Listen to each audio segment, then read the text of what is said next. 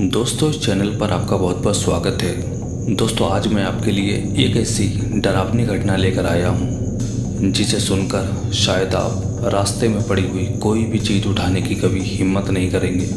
दोस्तों, आज की घटना हमारे साथ शेयर किया रवि ने, जो कि मेरठ शहर में रहते हैं। अगर आप भी अपनी कोई सच्ची घटना या कोई डरावना एहसास हमारे साथ शेयर करना चाहते हैं तो हमारी इंस्टाग्राम आईडी पर शेयर कर सकते हैं। चलिए बढ़ते हैं आज की कहानी की ओर। दोस्तों, ये घटना उस समय की है, तब शायद मैं 20 या 22 साल का था। मेरे परिवार में मेरे मम्मी पापा के सिवा सिर्फ मैं हूँ और मेरा घर एक बहुत ही छोटे से गांव में था, जहाँ मुश्किल से 50 या 60 घर होंगे। और मैं काफ़ी गरीब परिवार से ताल्लुक़ रखता था, जिसमें रोजी रोटी ही बहुत मुश्किल से चल पाती थी। और इस हालात में भी मेरे मम्मी पापा मेरी शादी कराना चाह रहे थे और मैं उनको हर बार टाल देता था, क्योंकि मैं ये चाह रहा था कि कमाई का कुछ अच्छा बंदोबस्त हो जाए, तब आराम से शादी करूँगा। हमारे गांव से बाहर सुनसान जगह पर एक टूटा फूटा पुराना घर था, पर वहाँ पर कोई रहता नहीं था। इस वजह से घर में बहुत सारी जंगली झाड़ियाँ और लंबे लंबे पेड़ उगाए थे, पर पहली ही नज़र में वो घर कोई भूतिया घर नज़र आता था। इस वजह से रात तो रात, कोई दिन में भी उसके आसपास नहीं जाता था। लेकिन मैं आपको सच बता रहा हूँ, मैं कई बार अपने दोस्तों के साथ दारू पीने वहाँ गया था, पर मुझे ऐसा कुछ महसूस नहीं हुआ। लेकिन मुझे ये बिल्कुल भी यकीन नहीं था इस घर से बर्बादी का एक ऐसा रास्ता निकलेगा जो सीधा मेरे घर के दरवाजे पर जाकर दस्तक देगा। हालांकि उस घर के बारे में कई किस्से कहानियाँ हैं। कोई कहता एक दादी अम्मा उसमें रहती थी, उनका कोई नहीं था और एक दिन वो मर गई और भूत बन गई। कोई कहता एक औरत उस घर में आत्महत्या की थी और उसकी आत्मा वहीं भटकती है।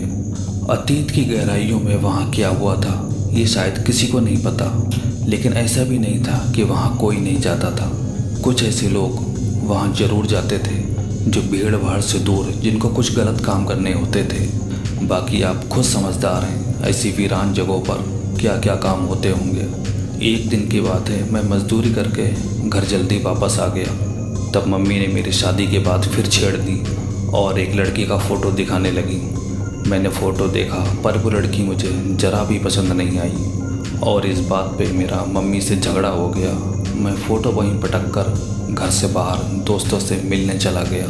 मेरा मूड इतना ख़राब था कि मैंने दोस्तों को बोला, चलो दारू पीने चलते हैं, और हम लोग उसी वीरान घर की तरफ जाने लगे।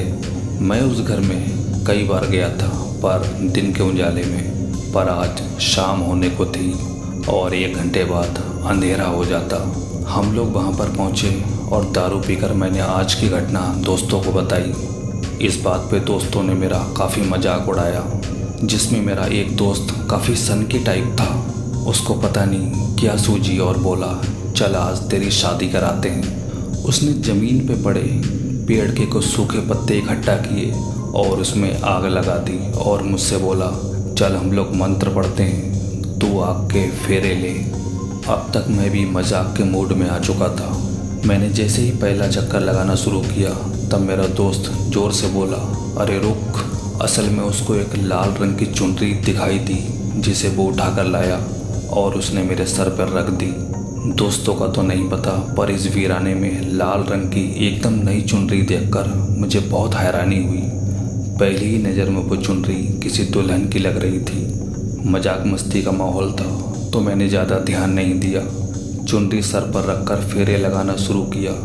जब मैंने चौथा फेरा ख़त्म किया तो मुझे पेड़ के पीछे एक बहुत ही खूबसूरत लड़की नज़र आई, जो कि दुल्हन के ड्रेस में थी, जिसे देखकर मैं चौंक गया। मुझे लगा यह मेरा वहम है। मैंने आगे कई फेरों में उस पेड़ की तरफ देखा, पर वहाँ कोई नहीं था। फिर मैंने छठा फेरा पूरा करके उस पेड़ की तरफ देखा तो वो मुझे ही देख रही थी। मैंने घबराकर दोस्तों को बताया, पर उन्होंने कहा, अरे वहाँ कुछ नहीं है, तू फेरे पूरे कर। शायद वह मेरे अलावा किसी और को दिखाई नहीं दे रही थी। और जैसे ही मैंने 7वां फेरा पूरा करके उस पेड़ की तरफ देखा, वो छोटे छोटे कदमों से मेरी तरफ बढ़ रही थी। अब वो कोई खूबसूरत लड़की नहीं, कोई चुड़ैल लग रही थी। बिखरे बिखरे बाल, बड़ी बड़ी आँखें, नुकीले दांत, किसी का भी खून सूख जाए उसको देखकर। और जैसे ही मैं उसका ये रूप देखता हूँ मैं चीख मारकर घर से बाहर भागता हूँ। मेरे दोस्त भी घबराकर मेरे पीछे पीछे भागने लगते हैं। फूलती सांसों के साथ मैंने कुछ दूर जाकर उनको पूरी घटना बताई, पर कोई भी यकीन करने को तैयार नहीं था। अब रात का अंधेरा गहरा हो चुका था तो हम सब अपने अपने घर वापस चले गए, पर मुझे चैन नहीं मिल रहा था। हर पल ऐसा लग रहा था जैसे वो मेरे आसपास ही है।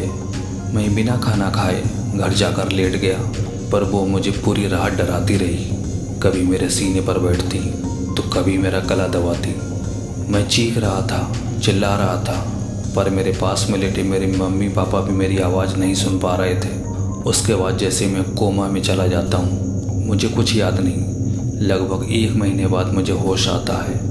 तब मेरे पापा ने मुझे बताया, बेटा तू तो पागल हो चुका था, अजीब अजीब हरकतें करने लगा था।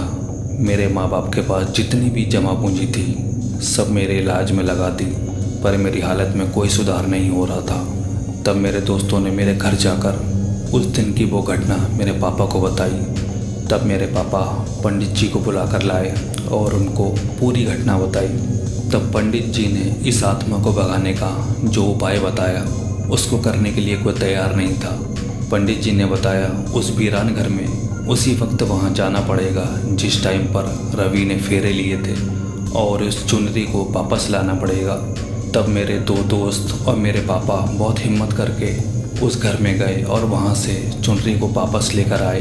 पंडित जी घर पर इंतज़ार कर रहे थे। जैसे ही पापा चुनरी लेकर घर पर आए, पंडित जी ने पूजा की विधि शुरू कर दी, और तब मुझे 4 लोगों ने पकड़ा और मेरे सर के ऊपर उस चुनरी को रखा और हवन कुंड के सीधे नहीं बल्कि 7 उल्टे चक्कर लगवाए, ताकि आत्मा जिस क्रिया के साथ मेरे जिस्म से जुड़ी थी वो मुझसे अलग हो सके।